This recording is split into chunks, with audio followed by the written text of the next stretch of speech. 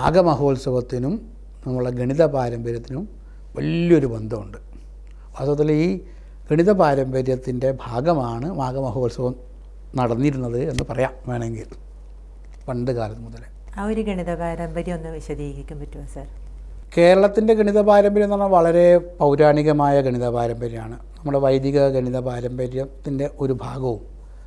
അതോടൊപ്പം തന്നെ ഈ കേരളത്തിൻ്റെ ഈ പ്രദേശം, പ്രത്യേകിച്ചും കൊടുങ്ങല്ലൂർ, പൊന്നാനി പറഞ്ഞാൽ തിണ്ടി തുറമുഖമായിരുന്നു. ഈ വശങ്ങളൊക്കെ വലിയ കച്ചവട തുറമുഖങ്ങളായിരുന്നു. ഇത് യൂറോപ്പിൽ, പ്രത്യേകിച്ചും അലക്സാണ്ട്രിയയുമായിട്ടൊക്കെ റോമുമായിട്ടൊക്കെ വലിയ കച്ചവട ബന്ധം ക്രിസ്തുവിന് മുമ്പ് മുതലേ നമുക്കുണ്ട്.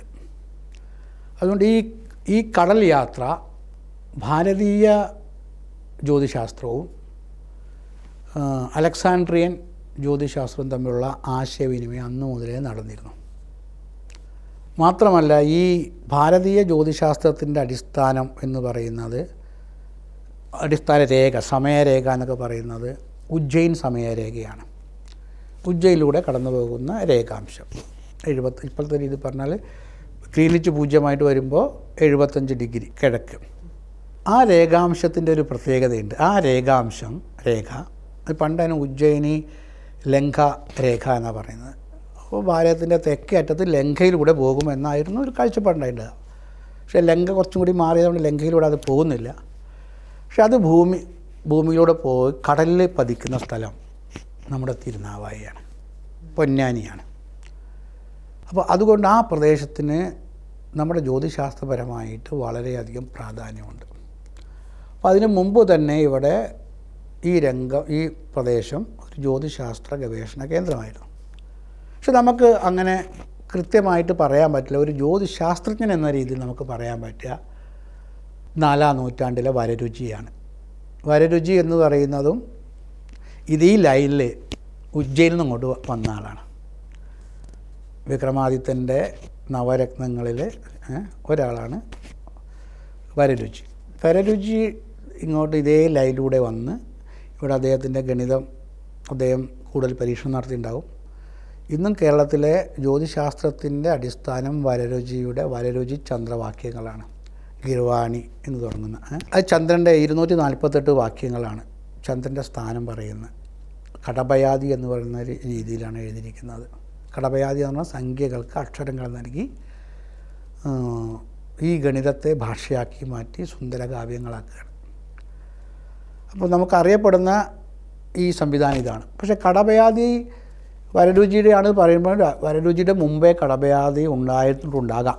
കാരണം ഈ മാമാങ്കത്തെക്കുറിച്ച് അല്ലെങ്കിൽ മാഘ ഉത്സവത്തെക്കുറിച്ച് പറയുമ്പോൾ അത് ശരിക്കും പെരുമാൾ വാഴ്ചയാണ്, പെരുമാളെ തീരുമാനിക്കുന്നതാണ്. അങ്ങനത്തെ ഒരു കാര്യം കേരളോൽപ്പത്തിയിൽ പറയുന്നത് ഭൂമോവയം പ്രാപ്യ, ഭൂമിക്ക് ഭൂമിപാലകനെ കിട്ടി എന്നാണ് അർത്ഥം. ഇതിനെ ഗണിതമായിട്ട് മാറ്റിയാൽ, കടബയാതിയിൽ മാറ്റിയാൽ ആ ഒരു കലിദിന സംഖ്യയാണ് കിട്ടുക. ആ കലിദിന സംഖ്യ ആധുനിക രീതിയിലേക്ക് ഡീകോഡ് ചെയ്താൽ AD 2017 ആ കാലമാണ്. ആ കാലഘട്ടത്തിലെ നമ്മുടെ തൈപ്പൂയ ദിവസമാണ്. അപ്പോൾ പൂയം എന്ന് പറയുന്നത് സ്കന്ദദേവൻ, ദേവന്മാരുടെ പോലും സേനാധിപതിയായിട്ടാണ് സുബ്രഹ്മണ്യനെ കാണുന്നത്. ദക്ഷിണ ഭാരതത്തിൽ സേനാനായകനായിട്ട് എല്ലാ രാജവംശവും സുബ്രഹ്മണ്യനെയാണ് കണ്ടിരുന്നത്.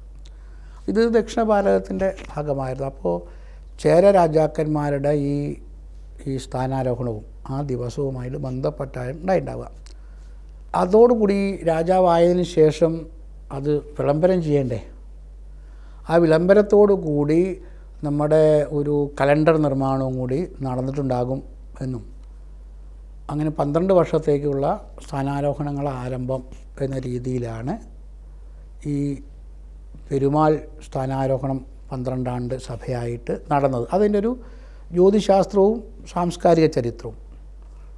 മറ്റൊന്ന് ഈ ഭാരതത്തിൻ്റെ ഏകത എന്ന് പറയുന്നത് തീർത്ഥഘട്ടങ്ങളും തീർത്ഥസ്നാനങ്ങളുമാണ്, തീർത്ഥാടനമാണ്. അപ്പോൾ അതിൽ പുണ്യതീർത്ഥ സ്നാനം വളരെ പ്രധാനപ്പെട്ടതാണ്. സമുദ്ര മഥനത്തിൻ്റെ കഥയൊക്കെ ഉണ്ട് നമ്മുടെ ഉത്തര ഭാരതത്തിലെ കുംഭമേളകൾക്കെങ്കിലും ആ പ്രധാന തീർത്ഥഘട്ടങ്ങളിലെ വ്യാഴ സംക്രമണമാണ് അവിടുത്തെ ഈ 12 കുംഭമേളകൾ. അതിൻ്റെ പ്രാധാന്യം അതാണ്. അതേ രീതിയിലുള്ള 12 വ്യാഴ സംക്രമണം നടക്കുന്ന ദക്ഷിണ ഭാരതത്തിലെ ഇതേ സമയത്ത് നടക്കുന്ന 2 എണ്ണമാണ്. ഒന്ന് തിരുനാവായും ഒന്ന് കുംഭകോണവും. ഉജ്ജയിലുള്ളത് ആണ് ഇവിടെ ഉള്ളത്. അതുപോലെ തന്നെ പ്രയാഗിലെയാണ് പിന്നെ കുംഭകോണത്ത് നടക്കുന്നത്. അപ്പോൾ ദക്ഷിണ ഭാരതത്തിൽ ഇതേപോലുള്ള ഒരു കുംഭമേള പോലെ അല്ലെങ്കിൽ ഒരു മാഘോത്സവം 12 നടന്നിരുന്നിട്ടുണ്ടാവും. അതിൻ്റെ കാലപ്പഴക്കം കൊണ്ട് പല രീതിയിലേക്ക് അത് മാറിയിട്ടുണ്ടാവും. പക്ഷേ ഈ എല്ലാ കുംഭമേളയിലും ഈ മാഘമേളകളിലും മാമാങ്കത്തിലും ഗണിതപരമായുള്ള ഒരു പരിഷ്കരണം, കലണ്ടർ പരിഷ്കരണത്തിൻ്റെ ഇത് നമുക്ക് കാണാൻ സാധിക്കും. ആര്യഭട്ടൻ അദ്ദേഹം കുസുമപുരത്ത് ആണുള്ളതെന്നൊക്കെ പറയുന്നുണ്ടെങ്കിലും അതൊക്കെ ശരിയാണ്. അദ്ദേഹം കുസുമപുരത്തെ നിവാസിയായിരുന്നു. നളന്ദയിലെ വിദ്യാർത്ഥിയും ആചാര്യനും കുലപതിയും ഒക്കെ ആയിട്ടുണ്ട്. പക്ഷെ അദ്ദേഹത്തിൻ്റെ ഗണിത സംശോധനത്തിന് ഏറ്റവും പ്രധാനമായ അദ്ദേഹത്തിൻ്റെ നിരീക്ഷണങ്ങൾ ഇവിടെയാണ് നടന്നിട്ടുള്ളതെന്നാണ് ഇന്ന് ശാസ്ത്രജ്ഞന്മാർ പറയുന്നത്. കാരണം ഈ ചരിത്രത്തിലേക്ക് പോകുമ്പോൾ ഇപ്പോൾ ചരിത്രം പറയുന്നത് 2-3 അടിസ്ഥാന രേഖകൾ വെച്ചിട്ടാണ്. ഒന്ന് എഴുതപ്പെട്ട ചരിത്രം വേണം, അല്ലെങ്കിൽ പഴയ പുരാവസ്തുവിൽ പൊട്ടിയ പാത്രം, ചെമ്പോല, താളിയോല, അങ്ങനെ ഓലകൾ, പൊട്ടിയ പ്രതിമകൾ, ഇതൊക്കെയാണ്. ഇതിൻ്റെയൊക്കെ കാലപ്പഴക്കം നിർണ്ണയിച്ചുകൊണ്ടാണ് പറയുന്നത്. പക്ഷെ ചരിത്രത്തിൽ ഒരു ടൈം ലൈൻ ആണല്ലോ ചരിത്രം. ആ ടൈം ലൈൻ കൃത്യമായിട്ട് പറയാൻ പറ്റുന്ന ഒരു സംവിധാനം നമ്മളെ ഭാരതത്തിലുണ്ട്. അത് നമ്മൾ ഭാരതത്തിൽ ഉപയോഗിക്കാറില്ല. അതാണ് നമ്മുടെ ജ്യോതിശാസ്ത്രം.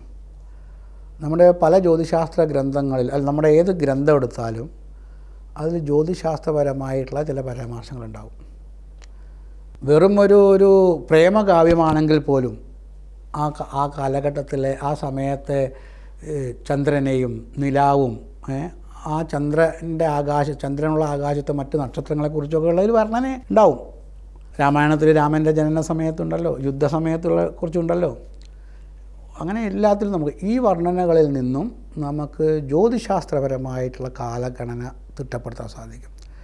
ജ്യോതിശാസ്ത്രത്തിലും ഇതിങ്ങനെ സൈക്ലിക് ആണെങ്കിലും നമുക്ക് കൂടുതൽ വിദൂരമായ ചരിത്രത്തിലേക്ക് പോകാൻ പറ്റുന്ന ഒരു കാര്യമാണിത്. ഇപ്പം നമ്മുടെ മാമാങ്കത്തിൻ്റെ ചരിത്രമൊക്കെ ഇപ്പോൾ നമുക്ക് ഏറ്റവും ബാക്കിലേക്ക് പോയാൽ നമ്മുടെ ബ്രിട്ടീഷ് രേഖകൾ, പിന്നെ കുറച്ച് സാമൂതിരിയുടെ ഗ്രന്ഥാവലികൾ, അങ്ങനെ ചില ആ കാലഘട്ടത്തിലുള്ള ഏറി വന്നാൽ 16-ാം നൂറ്റാണ്ടിന് ശേഷം മുതലുള്ളതാണ്.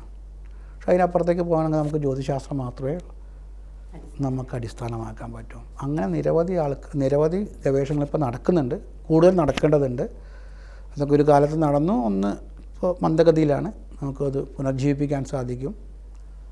ആ രീതിയിൽ ഒരു ജ്യോതിശാസ്ത്രത്തിന് ഈ രംഗത്ത്, ഏത് രംഗത്ത്, ചരിത്രരചനാ രംഗത്ത്, നമ്മുടെ ശാസ്ത്ര പാരമ്പര്യത്തെ വീണ്ടെടുക്കുന്ന രംഗത്ത് വലിയ സംഭാവന ചെയ്യാൻ പറ്റും. ആ രീതിയിൽ മാധവ ഗണിത കേന്ദ്രം ഭാവിയിൽ പ്രവർത്തിക്കും. തീർച്ചയായിട്ടും അത് ഒരു ഭാരതത്തിൻ്റെ ഐഡൻറ്റിറ്റി തന്നെ അറിയപ്പെടും. അത് കാരണം നമ്മുടെ വേദത്തിന് ശേഷം വേദാംഗത്തിൽ ഏറ്റവും പ്രധാനപ്പെട്ടത് ഭാഷയെക്കുറിച്ചുള്ള കാര്യങ്ങൾ കഴിഞ്ഞ് അടുത്തത് വേദാംഗ ജ്യോതിഷമാണ്. കാലം അവിടെയാണ് നിൽക്കുന്നത്. അപ്പോൾ വേദാംഗ ജ്യോതിഷത്തിൻ്റെ അടിസ്ഥാനത്തിലാണ് ഗണിതം രൂപപ്പെട്ടത്. അതുകൊണ്ട് എന്ന് പറഞ്ഞാൽ മോഡേൺ ഗണിതം എന്ന് പറഞ്ഞാൽ ഹയർ ലെവൽ ഗണിതം, നിത്യവ്യവഹാരത്തിലുള്ള ഗണിതമുണ്ട്. കൂട്ടലും കുറയ്ക്കലും വാങ്ങലും കൊടുക്കലും ഒക്കെ ഉണ്ട്. അതൊക്കെ വേറെ ഗണിതമാണ്. പക്ഷേ ഒരു ഉയർന്ന ഗണിതം, ഇന്നത്തെ ആസ്ട്രോഫിസിക്സിൽ ഉപയോഗിക്കുന്ന ഗണിതം, ഇന്നത്തെ നമ്മൾ ISROയുടെയൊക്കെ അടിസ്ഥാനമായ ഗണിതം, അത് നമ്മളെ വേദാംഗ ജ്യോതിഷത്തിൽ നിന്ന് വന്നതാണ്. നക്ഷത്രങ്ങളെക്കുറിച്ച്, അവയുടെ ദിശയെക്കുറിച്ച്, അവയുടെ യാത്രയെക്കുറിച്ച്, അവയുടെ അകലത്തെക്കുറിച്ച്, അവ എന്ന് ഒരുമിച്ച് വരും, എന്ന് സംഗമിക്കും, അല്ലെങ്കിൽ എന്ന് ഒന്നിനെ മറികടക്കും, ഇങ്ങനെ പല കാര്യങ്ങൾ. അത്ഭുതകരമായ ആകാശമല്ലേ, അനന്തമജ്ഞാതം. അപ്പോൾ അതിനെക്കുറിച്ചുള്ളൊരു നമ്മൾ അതിലേക്ക് പോയാൽ നമുക്ക് എന്താ പറയുക, നമ്മുടെ പൂർവികന്മാർ ഇത്രത്തോളം ഈ രംഗത്ത് കണ്ടെത്തിയിരുന്നുവെന്നും അതിൻ്റെ ഒരു വലിയ കണ്ണി, അതിൻ്റെ ഒരു പരിവർത്തനത്തിൻ്റെ ഒരു വലിയ നാഴികക്കല്ല് സ്ഥാപിച്ചത് നമ്മുടെ മാധവനായിരുന്നെന്നും ഇരിങ്ങാലക്കുടക്കാരനാണെന്നും ഇന്ന് ലോകത്ത് പറയുന്ന കാൽക്കുലസ് പോലുള്ള ഗണിതത്തിൻ്റെ ഒരു വലിയ പരിവർത്തനം ഉണ്ടാക്കി മോഡേണൈസ് ചെയ്തത് അദ്ദേഹത്തിൻ്റെ ശിഷ്യന്മാരാണ് എന്നൊക്കെ നമ്മൾ അറിയുന്ന സമയത്ത് ഉണ്ടാവില്ലേ ഒരു അഭിമാനം. അത് പഠിക്കണമെന്നുണ്ടാവില്ലേ. ഇപ്പോൾ ഈ NEP ഒക്കെ വരുന്നതിന് മുമ്പ് തന്നെ ഇതൊക്കെ കേട്ട കുട്ടികൾക്ക് ഭയങ്കര താല്പര്യമാണ്. ആ ഇരിങ്ങാലക്കുട പ്രദേശത്തെ മലയാളം വിദ്യാർത്ഥികൾ, അത് കഴിഞ്ഞാൽ ഹിസ്റ്ററി MAക്ക് പഠിക്കുന്ന കുട്ടികൾ പോലും ഈ വിഷയം എടുത്തുകൊണ്ട് അവരുടെ PGയുടെ ഡെസർട്ടേഷൻ എഴുതിയിട്ടുണ്ട്. നിരവധി ആൾക്കാർ, ഇപ്പോൾ 5-6 ആൾക്കാർ ഇപ്പോൾ കേരളത്തിൽ അമൃതയിൽ, ചിന്മയിൽ, കാലിക്കറ്റ് യൂണിവേഴ്സിറ്റിയിൽ ഒക്കെ ഈ രംഗത്ത് ഗവേഷണം നടത്തുന്നുണ്ട്.